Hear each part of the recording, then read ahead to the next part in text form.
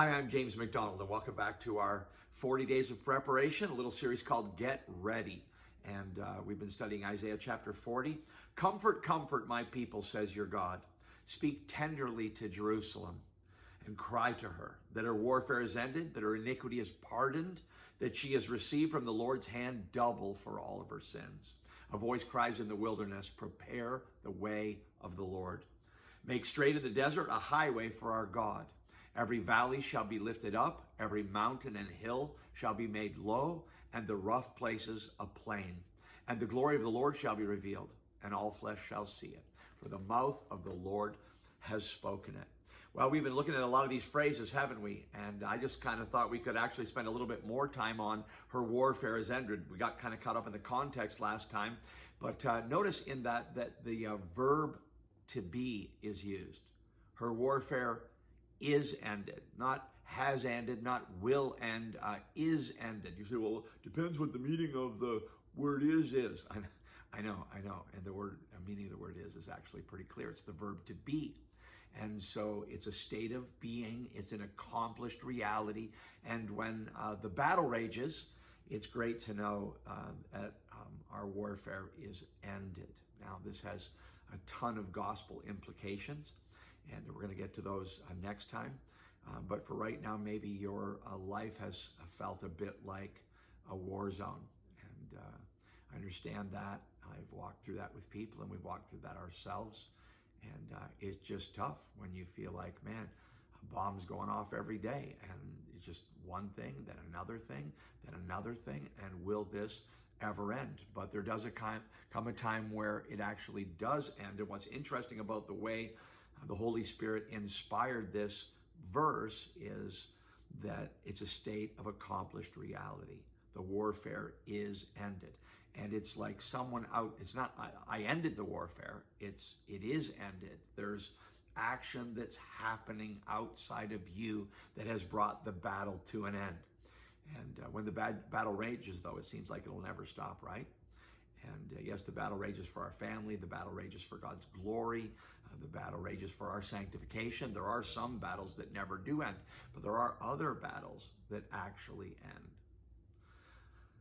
The health crisis ends with a healing, with a strength to persevere, with a promotion to heaven sometimes in our lives or in the lives of someone we love. But the health battle does end. The economic battle ends.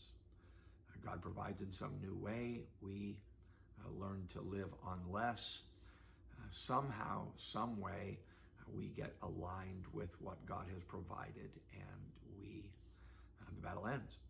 And so the human conflict battle can end. It can end by a lot of ways. It can end by no more talking. It can end by God-honoring humility and resolution and reconciliation. The battle can end in duplicity. I was double-minded. James 1:8 says a double-minded man is unstable in all his ways, and maybe you've been double-minded about some things, and back and forth and on and off and up and down, and you come to a crisis where I don't want both anymore. I just want one thing. And so God steps in. He's the one acting to end the battle. Can you accept that reality? And can you rejoice in it? God decided this shouldn't go on any longer.